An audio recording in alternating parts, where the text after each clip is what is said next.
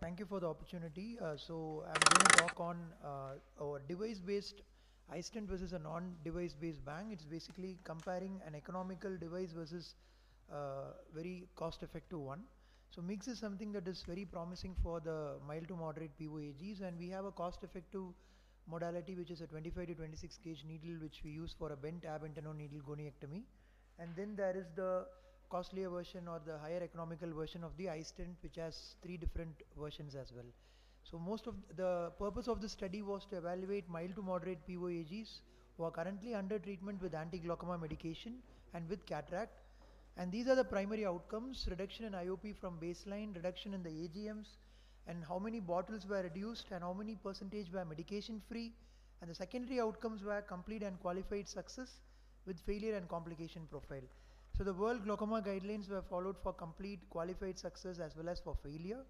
And this was a prospective study, and for a 6-month period, the patients from March to October 2023 were taken, and these patients were followed up for another 6 months, and 64 patients were enrolled in this study. So based on the visual field, they were taken as mild to moderate. It could be Humphrey or Octopus on two separate visual fields that were done. And the study design based on logistics especially and personal preferences, 31 patients opted for bang, 20 for iStent and 13 for iStent inject. So this was an open label study with both the patients and the surgeons being aware. And you can see 1 week, 1 month, 3 months and 6 months for the follow-up with gonioscopy and anterior imaging also being done. So this is the procedure in a nutshell: a 26 gauge needle which was used to excise, which is the cost effective version of MIGS. And then we have the generational 1 device which is obsolete now, and then we have the generational 2 which is the iStent inject, where you actually place axially you place the stent rather than a tangential one. So pair t-test was used for analysis with a p-value of 0.05 being significant. So the phaco bang analysis, you can see the IOP from 20.28, at the end it's around 15.01 with the bottle reduction of 1.07 to 0.49, and these are the greater than 1 AGM and medication free percentage, and the complete success and a qualified success along with of 74 percentage. In the phaco iStent analysis, since it was only a single stent from 21 to 18.69, but the number of medications you can see from 1.82 to 0.36, and again these are the greater than 1 bottle reduction and the medication free with a complete success rate of 80 percentage.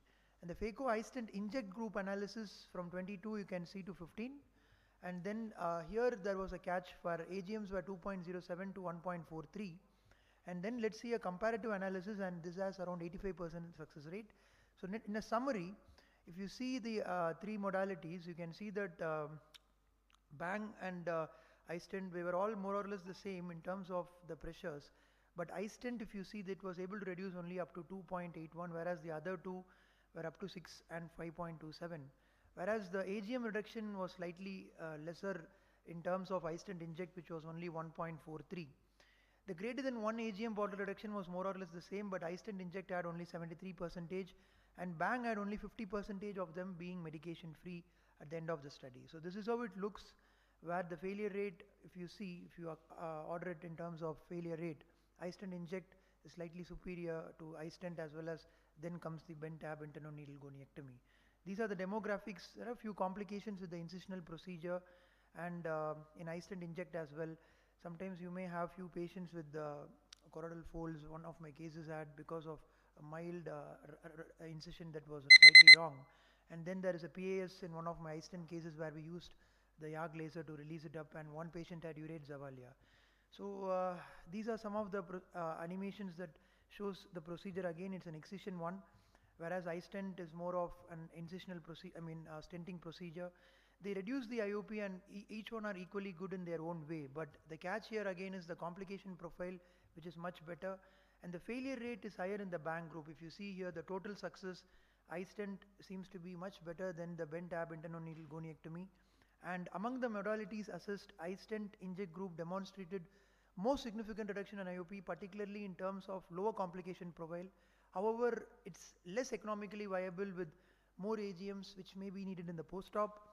Though they both produced comparable IOP and AGM reductions, one being an excisional procedure which is instrument not made for that, the failure rate appears to be higher in those group. So there are some limitations. We need more RCTs. Thank you for the opportunity to present this data. Thank you. Very good presentation. Any questions from the audience? Dr. Venkatesh, what is your post-op regime? So the post-op regime, I follow a similar one to the cataract, sir. I give steroids and antibiotic. If there are a reason for a pilocarpine, then I definitely do give, sir, pilocarpine, especially if IFEMA is not there in those patients. We have seen there is a post-op high, post-op spike, like steroid response if we use more than steroid for more than 1 month. Sir, I don't do it for 1 month. I do it in a short course and then taper it quickly along with an NSAID and a cover. And another thing about the pilo also, only if an IFEMA is there, then I won't do it. And that's how I go with my post-op regimen. And IOP drops, I stop it, sir. I don't continue with the AGM medication. And I see the post-op week 7 days. And if needed, I'll then add the AGM. So I stop my AGM, all AGMs involved in the pre-operative. If there are 2 or 3, I stop all the AGM. For how much time NSAID? Yeah. NSAID for another 3 weeks, sir. Not more than that. Just one yes, ma'am. thing. Now, the sample size, if you look at this thing is pretty small. Yes, ma'am. So, do you think you can conclude saying that the iStent inject had better success outcome than iStent, and is there any statistical way that you can say that it is significant? Ma'am, it's a very tricky scenario because iStent inject, the number of AGM was higher compared to the bang group. So from 2 bottles, it was more like 1.2 or 1.4. So whereas bang had a good number of reduction in AGM. So what I personally feel is we need to involve more studies like Suchagat as well as the KDB and then do a complete RCT to understand where we stand, at least in the mixed journey. Even in this data, rather than involving more, we need more numbers to actually say, because 7 and 15, in a comparison like that, it is hard to say. Yes, ma'am. The stenting devices were little less, ma'am. Yeah. What I suggest is do in one eye do bang and another eye iStent. We have done this. And iStent results are definitely better. Yes, sir. Thank you, sir. And have you done W model? Yes, sir. W is also something that we have started since last September. The flanges of it are definitely much bigger, and the over implantation is avoided with inject W. With another thing that I noticed with W was the trocar bias. In the iStent inject, there was more trocar bias because the threading of the needle was slightly in the front. But with W, they have made sure that the hollow encompasses the needle of injection. So the trocar bias is something that is not happening, and over implantation is also not that much with W. Any comments on the right sided iStent, the basic model? Which one? The one you showed was the left side. Sir, I have no experience with the injection of the left-sided one. Yeah, I have no experience with that, sir. Sorry, last one. Yes, sir. Difference, did you study the difference between iStent versus iStent inject? Yes, sir. So that was also part of this where I compared the 3 together.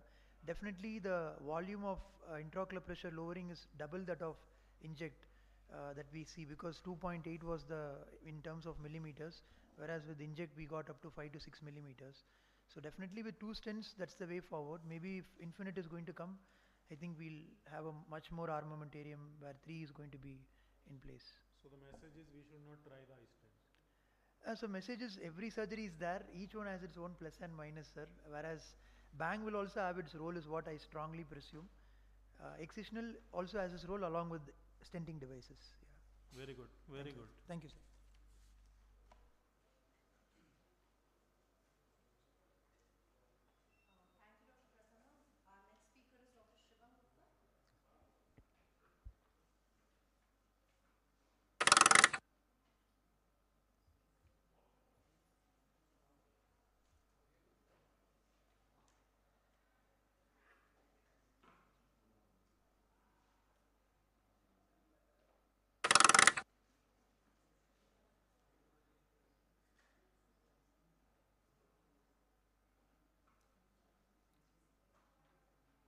Can you please reset the watch?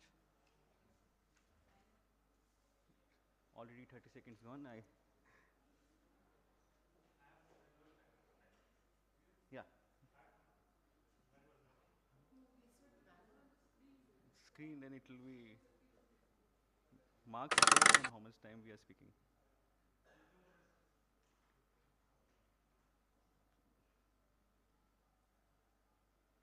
So is it 5 minutes? Should I start from this?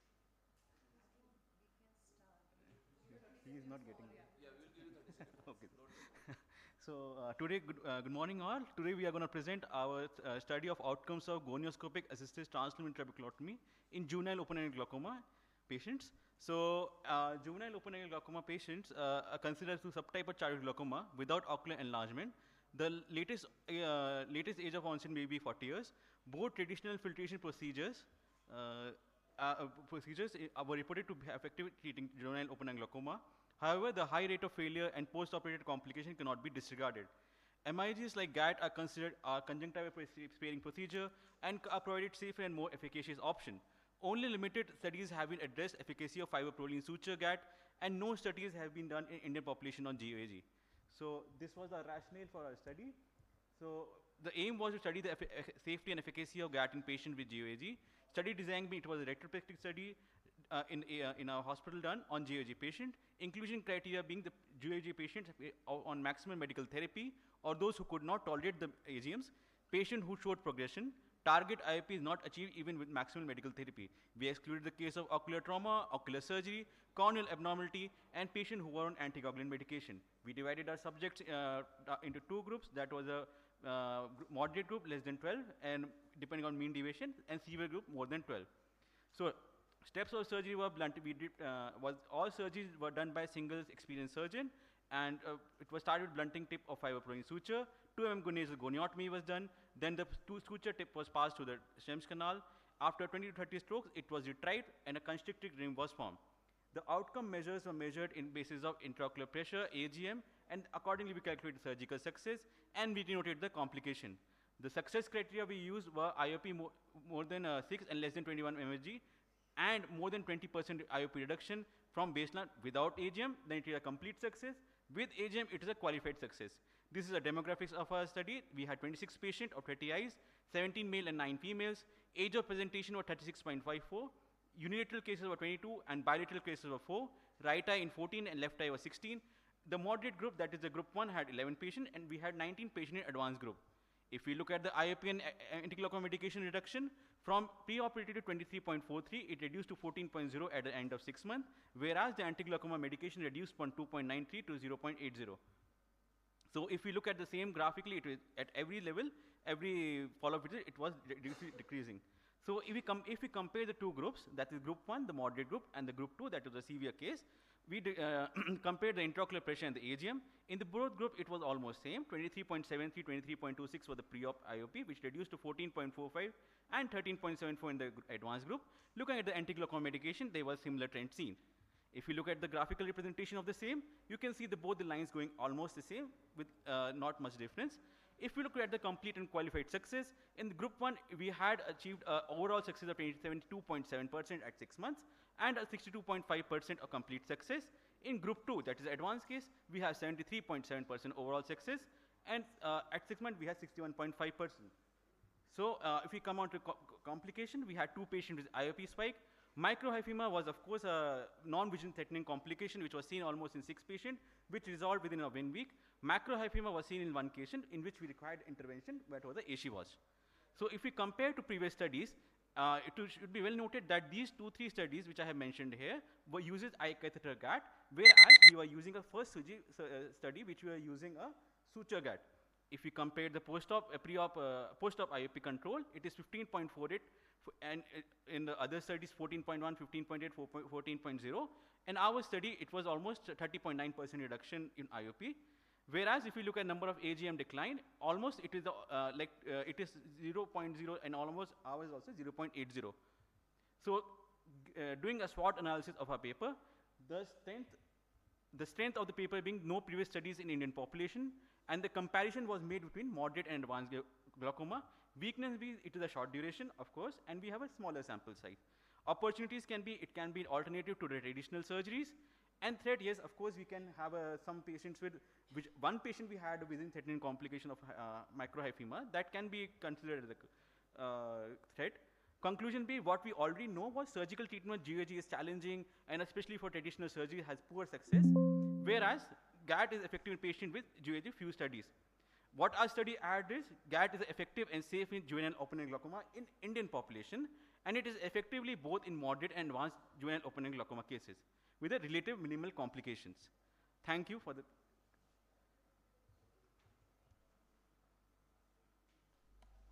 Nice presentation. Any questions, please? Any complications did you face during GAT?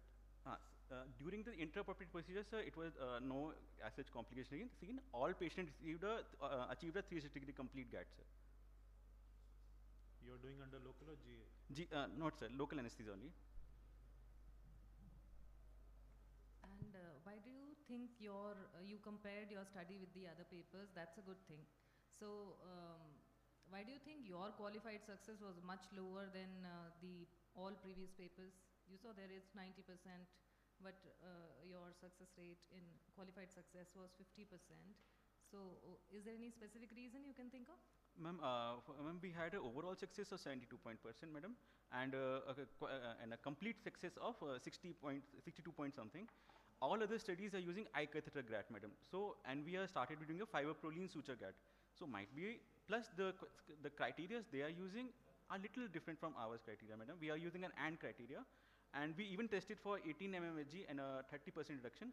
So it was also showing, but I couldn't get the last one. I couldn't. Their qualified success criteria and yours was any different? Yes, ma'am. Was any different? Yes, ma'am. We are moving a little more stringent. Like they are using OR criteria.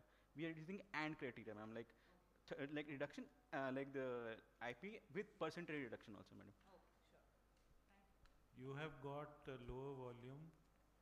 Do you attribute any reasons for that? What is the reason of your success?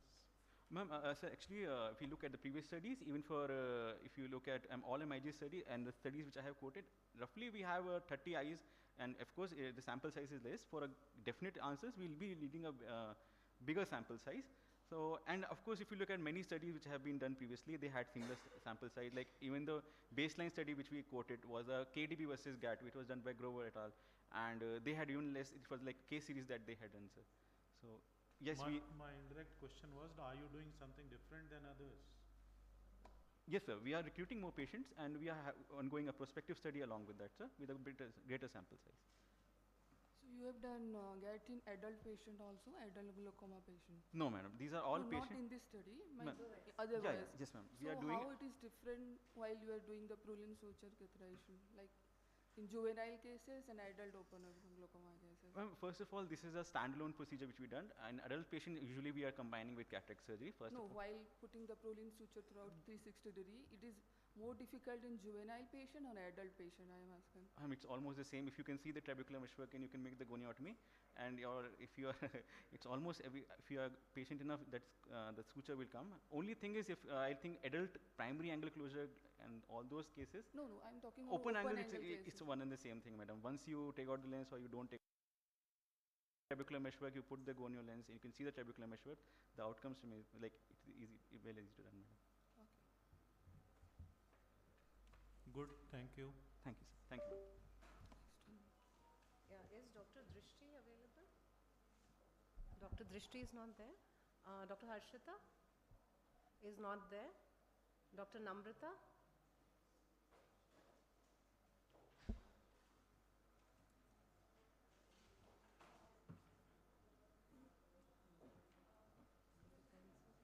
Yeah. So what is your name?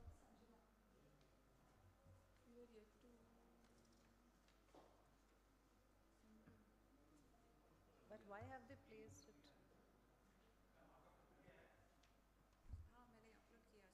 So I think, okay, Sanjana can start.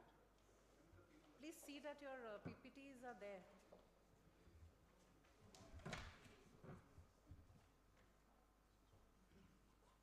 Can I start? Please. Good morning, esteemed judges. I am honored to present Bang, a novel low-cost mix which shows promise for lowering IOP. It's not working. नहीं. Okay. I have no financial interest in the study. As we all know, the major site of resistance to aqueous humor outflow is at the level of juxtacanalicular trabecular meshwork, and excising or removing a strip of TM gives us direct access to the Schlemm's canal. So what is BANG? It is a minimally invasive glaucoma surgery with an ab interno approach. It utilizes a 25, 26 or 30 gauge bent needle to de-rough the Schlemm's canal in the nasal quadrant. BANG is also called as poor man's kahuk. And why the fuss about BANG? Because the best thing is everyone can do it. We have cataract surgeons who can do it, retina surgeons who can do it, and even a glaucoma fellow asked the senior if they can try their hands on BANG in the early stage of fellowship. So it was brainchild of Schutt et al., who in 2019 described 100-degree goniectomy at nasal angle using 25-gauge bent needle. He observed more than 20% reduction in IOP and more than 1 drop in AGM in 6 months, but the study was limited in open-angle glaucoma. So we conducted another study to assess the safety and efficacy of BANG in open-angle and oppositional angle closure glaucoma eyes undergoing phacoemulsification. We included 32 eyes of 26 patients with IOP more than 21 millimeters of mercury and significant cataract. The baseline evaluation included best corrected visual acuity, IOP, gonioscopy, cataract grading, optic nerve head evaluation, optical biometry, and automated perimetry. So among these 32 eyes of 26 patients, we had an average age of 64 years, 69.2% males, 30.8% females, 0.75 was the average CD ratio, and the average CCT was 530 microns. We included 47% of open angle glaucomas, 34% oppositional angle closure glaucoma, 13% pseudo-exfoliations, and only 3% pigment dispersion and ocular hypertensives. Among the severity, we included 22% mild cases, 37% moderate cases, and 41% cases of severe glaucoma. A single surgeon performed all the surgeries under peribulbar block sitting temporally. A 25-gauge needle was bent to 90 degree and used to excise the nasal 100 to 120 degree of TM before performing phacoemulsification. Postoperative care included topical antibiotics and steroids, and pilocarpine 1% was observed for 4 weeks. Follow-up visits were scheduled up to 6 months. These are the results. Our primary outcome was to achieve target IOP with or without anti-glaucoma medication. So this was achieved in 85% cases of mild glaucoma, 91% in moderate cases, and 38% of severe glaucoma. The overall success rate was 84%. These are the changes in IOP at different time points during the study. So to begin with, it was around 26.3. It dropped down to 15 on post-op day 1, but we could see a rise in IOP at post-op day after 1 month of the surgery. This is where we started adding AGMs to the patient. The secondary outcome was reduction in the number of AGM more than 1. So this was achieved in 71% cases of mild glaucoma, 83% of moderate, and 53% cases of severe glaucoma. These are the changes in the number of AGM at different time points during the study. To summarize, we had baseline IOP of 26 millimeters of mercury, which dropped down to 14 at 6 months. We had 2.6 AGMs to begin with, which dropped down to 1.6. So more than 30% reduction in IOP was achieved in 84% of our cases. We achieved 100% success in open angle glaucoma, but only 54.5% success in oppositional cases. So it is actually a very safe procedure when we compare to traditional bleb forming surgery or wall surgery, but still we encountered transient hyphema in 8 cases which resolved on its own, fibrin in 2, PAS in 2, and steroid response in 1. We had 5 patients who did not achieve the target IOP after BANG, and only 1 patient required additional filtration surgery. So when we compared our papers to the others, we included open angle as well as angle closure glaucoma cases. We included all mild, moderate, and severe cases. We achieved a 43% decrease in IOP from baseline at 6 months, and there was decrease in AGM in 59% of our cases. If we compare open versus angle closure glaucoma, we had 65% success rate in the open angle and 50% success rate in the oppositional closure glaucoma. Limitation, we have a small sample size with short follow-up duration, lack of control group. It was a single surgeon, single center study. My take-home message is BANG plus phaco is a very safe and effective mixed technique. It is an attractive, cost-effective option for developing countries like India and Africa. BANG is best suitable for mild and moderate open-angle glaucoma. The results are comparable to more expensive mixed devices like KDB, iStent. Further research is needed to confirm the findings of BANG in angle closure disease. Thank you. Good presentation. Thank you, sir. So So why do you think your success rates were lesser in the angle closure glaucoma subgroup? Sir, majority of our angle closure cases were severe glaucoma. So anyway, the success rate was lower in severe glaucoma because the distal collector channels are not believed to open after the bang surgery in severe cases. 2 patients developed pars and angle closure diseases only. So maybe that's why. So, but did you do subgroup analysis? Because if you can't compare apples with oranges, you can't compare a severe group with a mild group. So, was there subgroup analysis also done? No, sir. Okay. I can add it in my study Okay, next thank time. Which gauze needle you used for the surgery? So, ma'am, we use 25 gauge needle For the all patients? for all patients. Any incidents? IOP increased after 1 month. Yes, sir. And it again increased after 2 months, according to data. No, sir. You started. We started, medication. yes, at 1 month when we observed if the patients did not achieve the target IOP, we started adding AGM one by one depending upon the follow-ups. So if the IOP increases again, then you can do the surgery next or? Yes, sir. So sometimes we do only 90-degree. So we can again do the remaining 90-degree. Yes, next 90-degree. Yes, because all the nasal quadrant we tried inferonasally first because that has the maximum amount of distal collector channels, but we can also try superonasally. You mentioned in your take-home messages that this outcomes are comparable to the modern stent devices, but your paper does not have any results like that. Okay. So you cannot extrapolate that from your paper, isn't Okay. it? Any difference in success rate of between primary open angle glaucomas and pseudo exfoliation? No, sir. We had only 3% cases of pseudo exfoliation, and open angle glaucomas we had around 39%. Did So you observe anything different? no, sir. The success rate was similar in both the cases.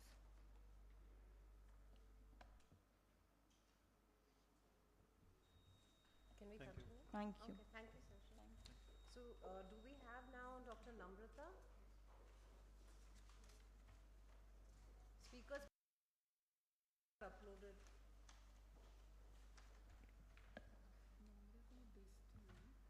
Namrata Shri, right? No, no. These two.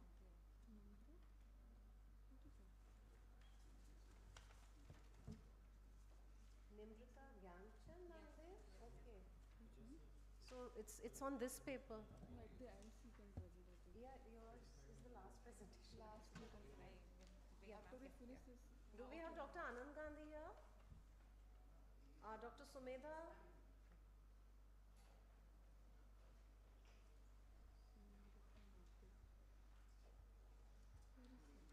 Who's presenting? Judges, please note it's Dr. Sumedha right now presenting.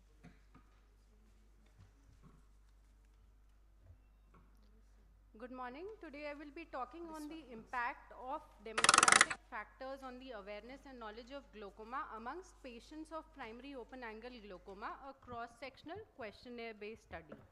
Dr. Ernie Bowling says that the diagnostic and the treatment modalities may be the best we have, but they would still be futile if patients are not aware and have scanty knowledge of their disease, as they would not be compliant to treatment and follow-ups. The objective of our study was to evaluate awareness and knowledge of glaucoma amongst patients of primary open angle glaucoma aged 18 years and above, and to correlate these findings with the demographic data. So glaucoma accounts for 1/5 of the global blindness and is the leading cause of irreversible blindness world over. It is a silent scavenger of vision. 67% of open angle glaucoma is medically managed, while 5 to 36% patients need surgery. So better awareness and knowledge ensures compliance to treatment, family screening and follow-ups. Our aim was to assess the current levels of awareness amongst patients of open angle glaucoma, thereby paving way for the development of targeted information, education and communication strategies, and fill the gap and inform the strategies to enhance patient motivation towards treatment. So it was a cross-sectional questionnaire-based study conducted at a tertiary care center between 2020 and 2023, where all diagnosed cases of open angle glaucoma were included, aged above 18 years, and the exclusion criteria were patients who were unwilling to participate in the study, patients with psychiatric illness and other ocular comorbidities. A well-structured questionnaire validated by ophthalmologists was administered to assess the awareness and knowledge. The sample size based on a pilot study conducted on 50 patients at our center to estimate 95% confidence interval, keeping 5% absolute margin of error and finite correction, the sample size came out to be 912 patients.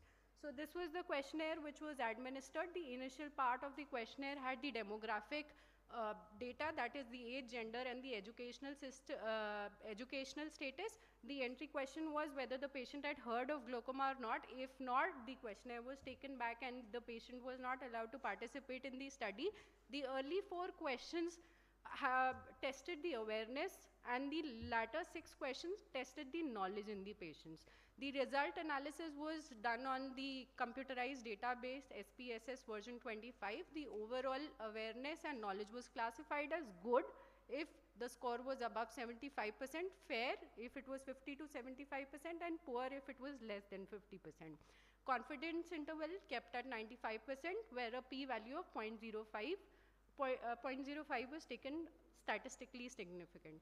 Coming to the results and discussion, we had more male participants. So the other studies conducted in the Indian setup also had male participant, and the explanation was that males tend to seek the medical services more than the females. The prevalence of this disease was more in patients aged above 60 years. That resonates with the Barbados study. And the educational status, most of our patients were 12 standard and below educated.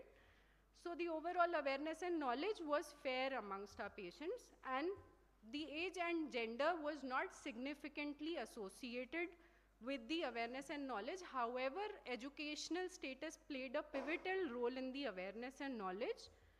So the limitations of a study was we had excluded the socioeconomic status that would have overlooked the potential disparities. It was a single center study.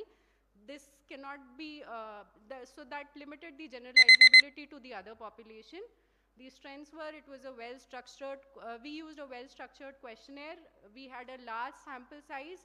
The scoring system did not overestimate the awareness and knowledge, and this is the only study till date that we know of that has conducted awareness and knowledge amongst patients of primary open-angle glaucoma. So to conclude, we need a targeted educational program, especially for the older age group and those with lower educational level, in understanding the gravity of the disease and the importance of compliance to medication, strict control of IOP, family screening and follow-up. These are my references. And at this Devbhoomi, I conclude my presentation with this picture of Gateway of Gods, that is Haridwar. Thank you.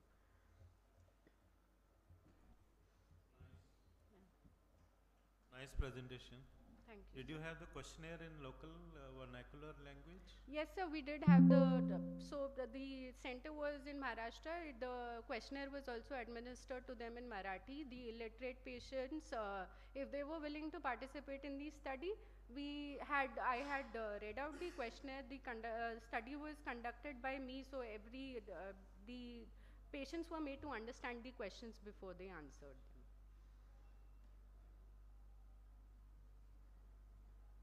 Did you, suppose you have a patient who is a senior citizen with primary open-angle glaucoma? This is a suggestion, not a question. You can call the children. Yes, sir. So while the questionnaire was administered, at least for these 912 patients, they were educated simultaneously, and the emphasis was laid on family screening and the follow-ups.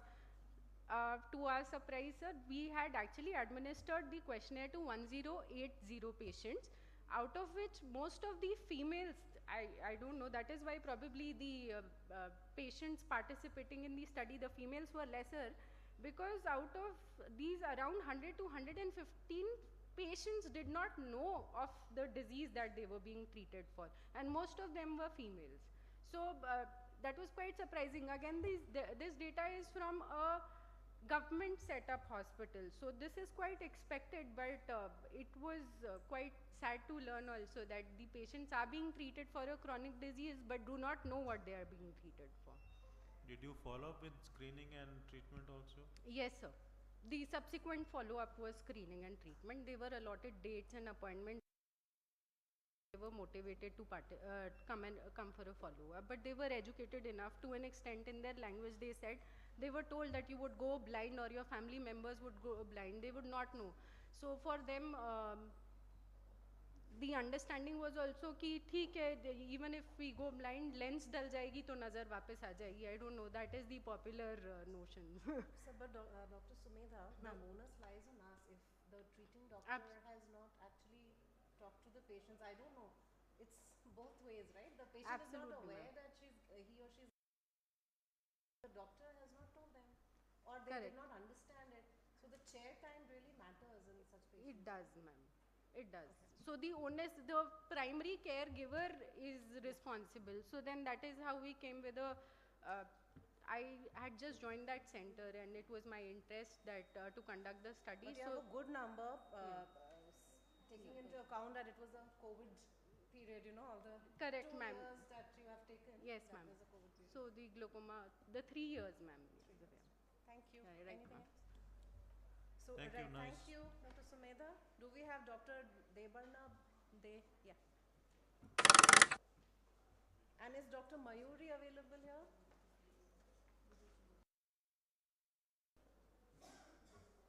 Dr. Geeta is here? Okay. Good morning, respected panelists and all the dignitaries present here. Myself, Debarna Dev, honored to stand before you to present a paper on the topic, fatty liver, a risk factor for rise in intraocular pressure. So in this study, we explored a growing concern in both ophthalmology and hepatology, that is whether fatty liver serves as a risk factor for rise in intraocular pressure, which is a critical marker and the only modifiable risk factor for the development of glaucoma. Glaucoma, which is considered to be a silent thief of sight, is responsible for 12.8% blindness in India. In a study conducted in Japan, it was seen that 10% of patients with elevated intraocular pressure but without visual field defect newly developed typical glaucomatous visual field defect during 9 years of follow-up. Fatty liver, on the other hand, is linked to metabolic syndrome and lifestyle changes, and the patients with fatty liver diseases are predisposed to a myriad of systemic conditions which may cause rise in intraocular pressure both directly or indirectly. In a recent study conducted by AIIMS Delhi, it was said that 38% of Indians suffer from fatty liver disease. By identifying the connection between these two seemingly unrelated conditions, we aim to broaden the scope of preventive care and clinical intervention. The primary aim of our study is to assess whether a patient with fatty liver disease shows a correlation with intraocular pressure, with an objective to estimate the association between change in intraocular pressure and severity as well as etiology of the fatty liver disease. With these objectives in our mind, we have conducted a cross-sectional prospective study in Silchar Medical College and Hospital across a span of 3 months from January 2024 to April 2024, under which more than 400 patients were randomly selected who were diagnosed of fatty liver disease by the help of ultrasonography, and any grade or any etiology of fatty liver disease and the patients aging more than 18 years of age were included in the study. Among them, the patients who were already diagnosed of glaucoma or were suffering from uncontrolled systemic illness and the patients with scarred cornea or non-consenting were excluded. All the patients underwent Goldman applanation tonometry for intraocular pressure measurement of both the eyes during the OPD hours. Coming to the data interpretation and analysis, as we can see in the table here, 403 patients were included in the study, out of which majority of them belong to the group of grade 1 fatty liver disease, followed by the grade 2 and grade 3 respectively. Moreover, what we can see here is the spike in the number of patients between the age group of 40 to 60 years of age. The first graph here shows the mean intraocular pressure of patients in different stages of fatty liver disease. As the graph depicts, the mean intraocular pressure of grade 1 fatty liver disease patients stand at 15.5 mm of mercury, with that of females being 15.4 mm of mercury and that of male being 15.7 mm of mercury respectively. Similarly, patients with grade 2 and grade 3 fatty liver disease patients had mean intraocular pressure of 16.4 and 16.6 mm of mercury respectively, therefore showing a linear rise of intraocular pressure with increasing severity of fatty liver disease. Also, the mean IOP of male subjects tend to be on the higher side than that of the female subjects. In the second figure depicting a bar graph between the mean intraocular pressure and the etiology of fatty liver disease, the mean intraocular pressure was found to be 16.2, 16.3 and 16 mm of mercury in patients with fatty liver disease due to non-alcoholic fatty liver disease and fatty liver due to infective etiology, noting not much difference among themselves. So to summarize the findings of the study, the mean intraocular pressure of the patients with fatty liver disease is on the higher side as compared to that of the mean intraocular pressure of the Indian rural population, as was seen in the study conducted by Vijaya et al. With increasing severity of fatty liver disease, linear rise of intraocular pressure is seen. However, no significant association between mean intraocular pressure and etiology of fatty liver disease can be determined because of the insignificant difference of mean intraocular pressure among defined etiologies. The findings of this study are supported by the retrospective study conducted by Jun-Hyuk Lee et al. To conclude, fatty liver can be postulated to be a risk factor for rise in intraocular pressure.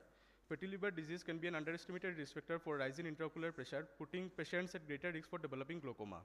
As both these diseases are irreversible, early detection and prevention stays the key.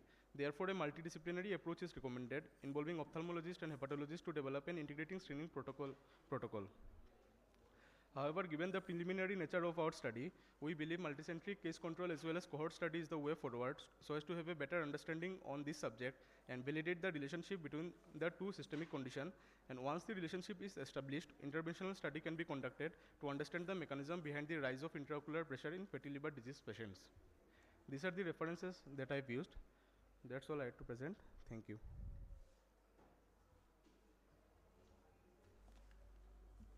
Thank you. Any questions, please? What made you to do this study? Like, why do you think like fatty liver and IOP can be associated? Actually, madam, we thought that both the diseases like glaucoma and fatty liver disease of their own spectrum are irreversible, and both of them share most of the risk factors are shared among themselves. So most and both of them share common risk factors, ma'am. So we thought that there might be a correlation between these two, ma'am. What common risk factors you think they share? Like, ma'am, age. With increasing age, both the incidence of glaucoma and fatty liver rises, and age is so like it's a common for all diseases. Anything else? Then, ma'am, metabolic risk factors like, ma'am, hypertension, diabetes, and with lifestyle factors like alcohol intake, smoking, all these risk factors are common in both of them, ma'am. So, just two questions, minor ones. What is the proposed mechanism? Any relation? Sir, the exact mechanism is not known till now, but there are some hypotheses. The first hypothesis is that fatty liver induces production of pro-inflammatory cytokines, which induces atherosclerosis, and because of this, there may be loss of autoregulatory functions of the blood vessels. So there may be rise of the intraocular pressure. Are there any etiological studies which indicate? No, sir. Till now, there is no etiological studies. Second is, how did you evaluate the fatty liver? Sir, we have selected all the ultrasonography diagnosed fatty liver diseases who were already admitted in the medicine ward of our college, sir. Did you do quantification? How much of fatty liver? 1 centimeter, 2 centimeters? Sir, actually, we went with the grading of the fatty liver disease. Like in the radiology department of the our college has already diagnosed them as grade 1, grade 2, or grade 3 fatty liver disease. So we have compared the intraocular pressure with the gradings of the fatty liver. Did you do a fibro scan in these patients, or not available in our college? No. Okay. Lipid profile, did you consider doing that also? No, sir. Okay. Were they all alcoholic fatty? No, ma'am. Yes, ma'am. We have divided them into 3 groups: alcoholic, non-alcoholic, and due to infective etiology. Thank you. Okay, thank you. Thank you. Thank you. So, Dr. Geeta, you're next. This person not there. First patient. So this is yeah, they're not there. Dr. Drishti. So we'll have the final roll call for the people who are absent. Dr. Drishti, Dr. Harshita, Dr. Namrata, Dr. Anand, and Dr. Mayuri. They are absent, right? We are done with glaucoma 3 judges.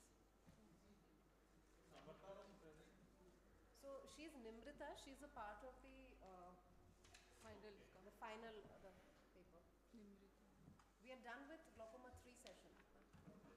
We'll just we'll have to. These are the 2 speakers remaining now. Welcome. Thank you. Good morning. I am presenting on how cataract affects macular ganglion cell thickness greater than retinal nerve fiber layer changes. Measurement of RNFL and MGC-IPL is valuable for evaluating glaucoma. The acceptability of measurement is determined by the quality of image, which depends upon the media clarity. However, patients with glaucoma also develop cataracts, okay, and they are mislabeled as progressing on imaging studies. This can lead to overtreatment. So following cataract extraction, baseline imaging values need to be re-established in patients with glaucoma. This is just to show two cases in which RNFL and macular ganglion cell show significant improvement after cataract surgery. So this was a prospective comparative study where we took patients more than 40 years with age-related cataracts planned for cataract surgery. And after the standard exclusions, the phacoemulsification was performed in these 47 patients, and OCT scans of signal strength less than 6 were excluded from the study. Following the cataract extraction, SD-OCT parameters were recorded 1 month later. In our study, of the 47 patients included, 21 were predominantly posterior subcapsular and 26 were predominantly nuclear. We compared the effect of lens status on SD-OCT parameters and effect of cataract surgery in altering signal strength and the resulting SD-OCT parameters in both the groups. So the signal strength significantly improved following cataract surgery, though it was only a score of 1 improvement. And the RNFL thickness significantly improved in the average and the temporal sectors, but the GCIPL showed a significant change across all the sectors. This was irrespective of whether the cataract was posterior subcapsular or nuclear. It was seen in both the groups. So we do not find any significant difference based on the morphology of the cataract. Glaucoma is known to cause thinning of the retinal nerve fiber layer, and cataract has a bearing on the signal strength and the measurements obtained by the SD-OCT. So in our study, early cataract has been shown to affect the macular ganglion cell measurements on the serous HD-OCT more significantly than the peripapillary retinal nerve fiber layer thickness. The mechanism remains unknown, maybe algorithm failure. So the implications are, in early cataract, analysis of the RNFL thickness may be more reliable to estimate progression of glaucoma. If we find selective loss of the MGC-IPL with relative sparing of the RNFL, we must interpret this with caution. Early cataract should be considered before designating the patient as progressing. And in advanced glaucoma, where the RNFL floors earlier than the GC-IPL, macular measures are used to assess progression. So exclusion of cataract should be done and rechecked. And one must also re-establish the baseline following cataract surgery. So for all these reasons, one must look carefully for cataract in these cases. So we only found 3 studies which have dealt with this earlier, and only one study which again studied both RNFL and macular thickness, but again they did not look at the quality score. The limitations, so we performed on normal patients, and it may be extrapolated to glaucoma patients with caution. Our study did not show significant effect of the morphology of cataract on the OCT measurements, and this could be attributed to the fact that our study was not powered for cataract subgroup analysis. It was a small sample size, and only early cataract with quality score greater than 6 were included. In conclusion, cataract affects the measurement of MGC-IPL greater than the RNFL, even when the quality score may be deemed acceptable. So it is necessary to examine for evolving lens changes before suspecting progression, and RNFL may be a more reliable indicator as per our study results. And one must definitely consider resetting the baseline following cataract surgery in glaucoma patients. These are my references. Thank you for your patience.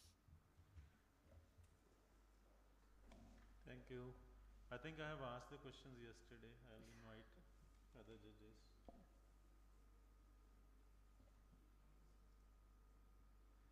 Any take-home message you want to give? Yeah. So, can I ask a question? So yes, please. In your study, why did you include only cataract patient? Was there any particular reason, or? We wanted to look at the effect of cataract in normals first, and then take it on further to the glaucoma patients. This was a preliminary study. The next one maybe we'll include glaucoma patients with cataract and see what is the quantum of change happening following the cataract surgery.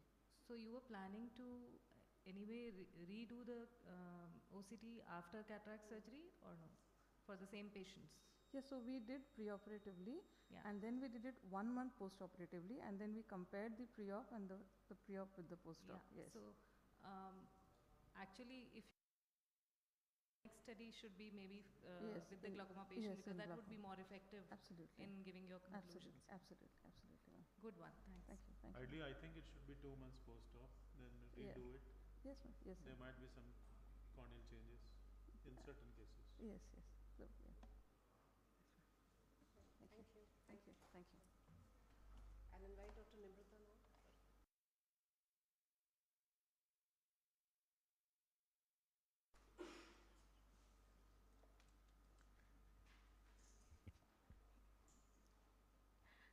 Good morning, everyone. My topic for paper presentation is outcomes of GAT combined with phacoemulsification in primary angle closure glaucoma. I have no financial disclosure. Primary angle closure glaucoma. Primary angle closure glaucoma is considered more challenging compared to open angle glaucoma, trabeculectomy being the standard choice for surgical treatment, but it is often associated with various vision-threatening complications. With mix, the management of glaucoma has evolved in open angle glaucoma, but the evidence regarding the safety and efficacy of GAT in PACG is limited. Combination of phacoemulsification with PCR implantation has shown the reduction in IOP in 72 patients with PACG. But for the long-term IOP control, glaucoma filtration surgery is needed. Combination of mix with phaco plus or minus GSL has shown promising results in PACG.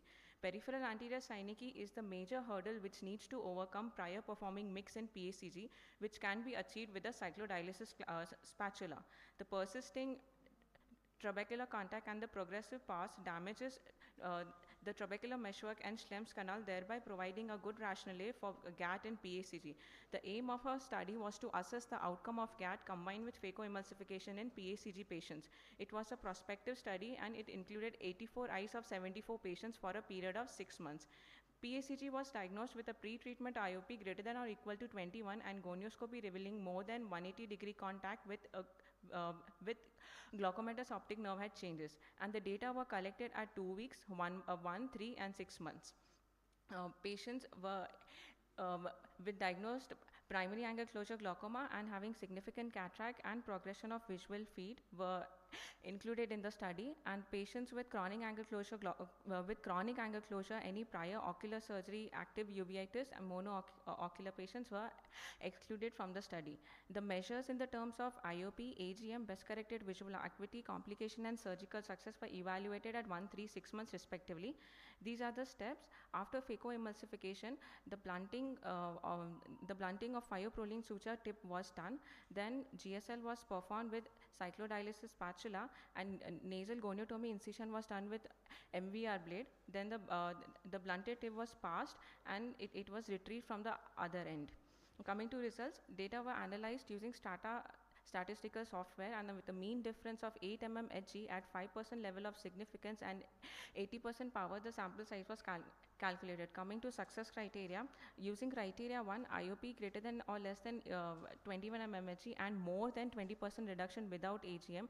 Criteria 2, IOP less than or equal to 18 mm Hg and more than 30% reduction without AGM was defined as complete success.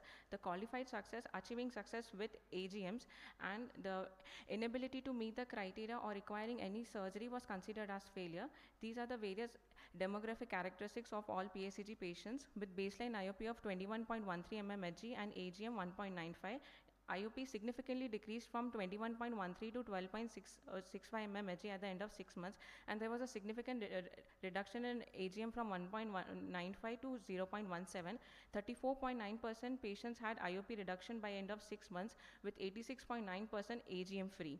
BCVA improved from 0.30 to 0.07, and using criteria 1, the complete success was 85.1% and qualified success 47.6% by end of 6 months, and criteria 2 70.7% and 29% respectively. 3.6% at IOP spikes, 3.6% and 2.4% at micro and micro hyphema, and AC wash was done at the rate of 1.2%. There are various studies showing favorable outcomes of GAT in POAG, but the literature is limited for the GAT in PACG. These are the various studies which showed comparable outcomes to our study. So our study was done in Indian population with significant reduction of IOP from 21.13 to 12.65 and significant reduction in AGM from 1.95 to 0.17 with good surgical success of 85.1% and 70.17% by criteria 1 and 2. The limitation of study was shorter duration with small sample size. To conclude, combined GAT with phacoemulsification is a safe and efficacious procedure in primary angle closure glaucoma. Thank you. Nice presentation. What is your failure rate in doing GAT? So failure rate was 12%, total 14 patients, and to control the IOP in them, the medications were given, topical anti-glaucoma medications. If there is a hyphema, you were using pilocarpine or home atropine or atropine? No, sir. If there was macrohyphema persisting for more than 1 week, then we considered AC wash, and it was done in one patient only. If there is a major hyphema, did you put on atropine or something like espezolamide?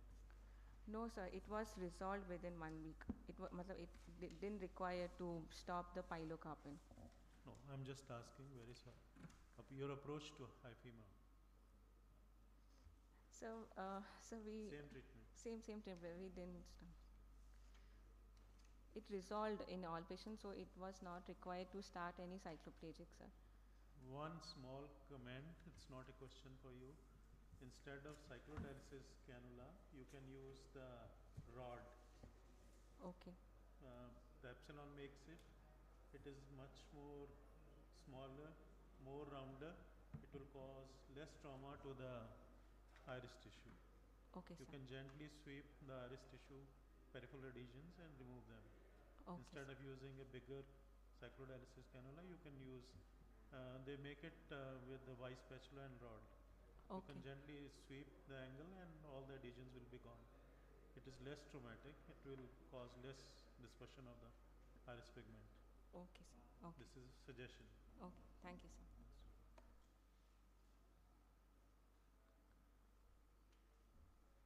Any other questions, judges? Yes, please.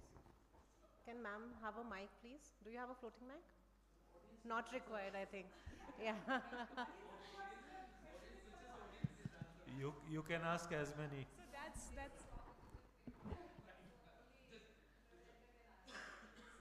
What was the failure rate of cannulation? You've not mentioned the extent of the GAT that was done for each patient. It was 360 degree, or it was 360 degree. If it was not passing, then it was tried from other side.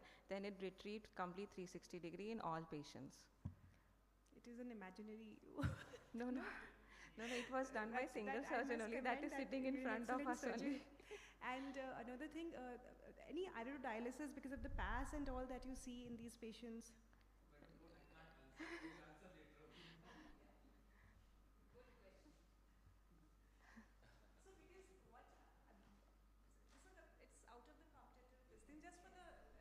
Of discussion that what we do is usually goniotomy nasal in adult patients. The GAT is usually not required.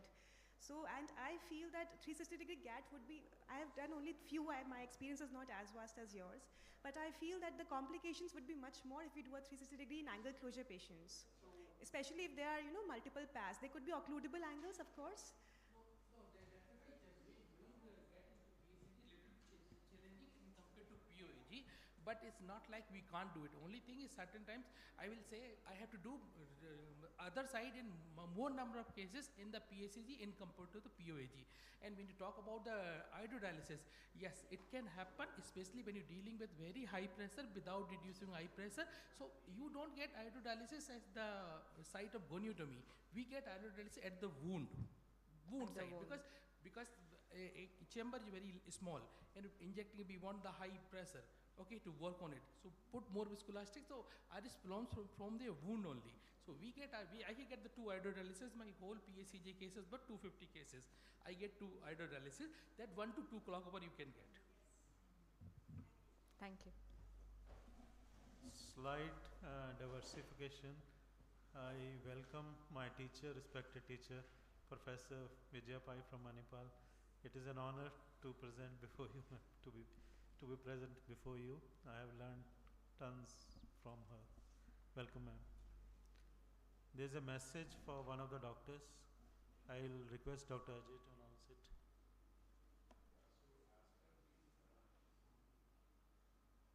As per the AIO's guidelines, if you are not a ratified member, you are not eligible for the award. So one of our presenters, Dr. Debarnab De, free paper 841 on fatty liver. So you've presented, it was a nice presentation, but this will not be considered for an award because you're still not a ratified member.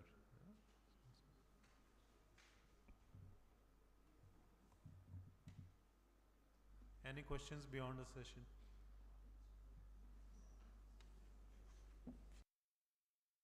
Comments by the judges? Thank you. We close the session. Thank you.